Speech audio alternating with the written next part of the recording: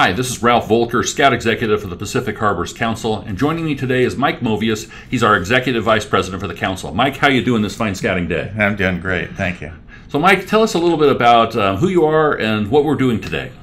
Well, Ralph, I'm not only the Executive Vice President of the Council, but I'm a Vice Chair of the Scouting Alumni and Friends at the national level, and I'm the Chairman of Scouting Alumni at the Council.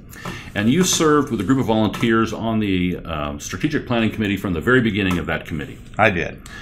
Well, today we're going to talk a little bit about the elements of that plan and what sort of things it's going to do for us. And so we're going to start off a little bit about, why don't you tell us a little bit about how the plan was developed? Well, the plan was really developed by volunteers, and I think that's a key point. We began in November of 2015 trying to gather data about who our scouts are, who our volunteers are, and the units that they serve. And after we did that, then we developed some surveys about our camps and their the good points, the bad points of how they're operated. We also called in an engineer from the national office, and that national engineer evaluated our camps in comparison to camps all across the country. And we had some key issues on every one of our properties because we had not funded the maintenance on them for such a long period of time. And so we came to a point where we realized that we couldn't sustain all of the properties. That's exactly right, and that dovetailed into the financial analysis that we did at the same time, which was really striking in terms of where we were in our financial dealings, our monthly and annual outlays for camps and so forth. And I know that the decisions we had to make about those properties, they weren't exciting. Nobody liked doing what we had to do. But I hope that people are beginning to see the work at Camp Thunderbird, and that by focusing on one property instead of trying to bodge together five, we're suddenly being able to produce a place that we can be proud of. Exactly. So let's talk a little bit about the mission of the strategic plan and what you were going about trying to do. Well, essentially, the planning committee came up with the mission of delivering a premier youth leadership development experience for all scouts at all levels, and essentially bringing to life the scouting movement and the spirit of that movement. And so really what it turned out to be is that you really weren't excited about a building, you weren't excited about a property, you weren't excited about, it wasn't about any one particular thing. What it really was is how do we convert the Scout Oath and Law to young people? Exactly. And, we also came up with some core values, and obviously they're focused on youth. Number one is moral integrity. Number two, stewardship. Number three, citizenship. And number four, inclusion. So when you were writing the strategic plan, were you thinking about having girls join Cub Scouting or Boy Scouting when you wrote it? No, we were thinking about girls in venturing. But at the same time, that inclusion has been something that the national office has joined us with as well.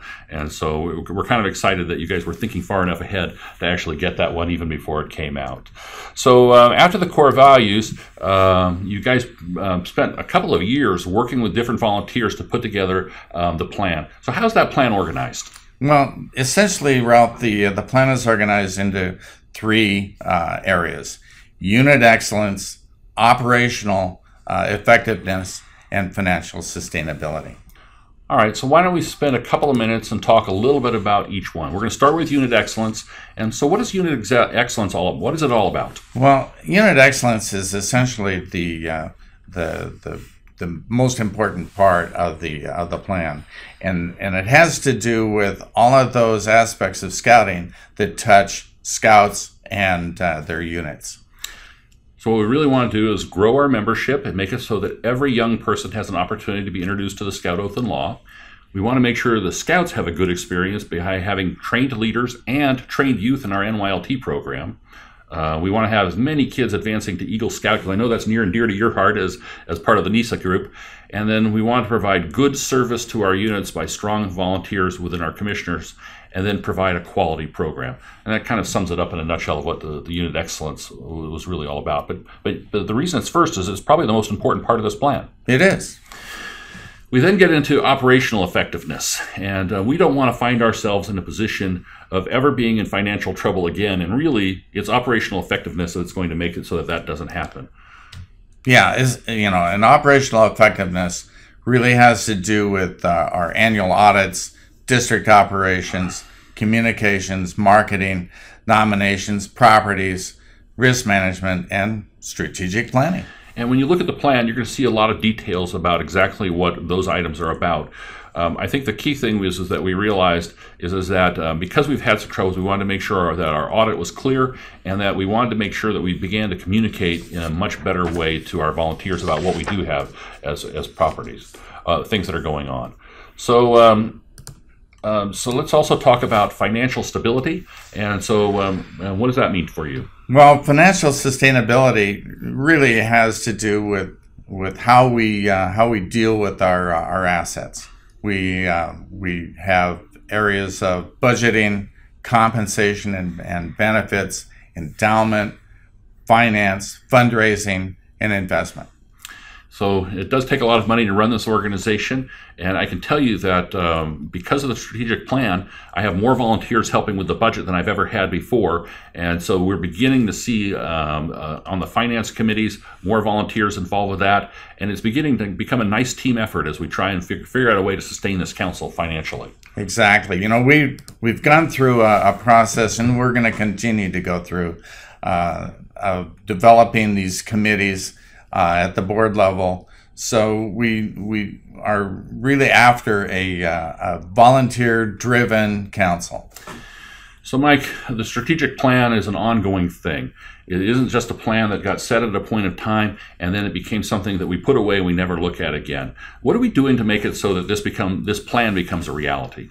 Well, one of the things that we've done is we've formed task groups at the unit level, at the operations level, and at the financial level. And we're meeting quarterly to report on our goals and progress towards attainment. And we've also developed a reporting mechanism that's really a red light, amber light, green light for each one of these areas.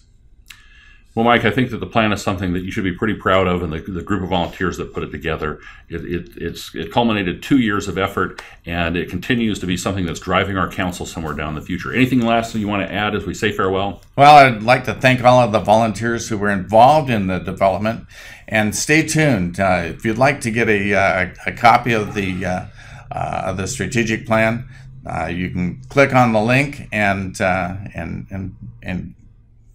get a copy. Yeah, we'll make sure that there's a link right below wherever this video is being shown on our website.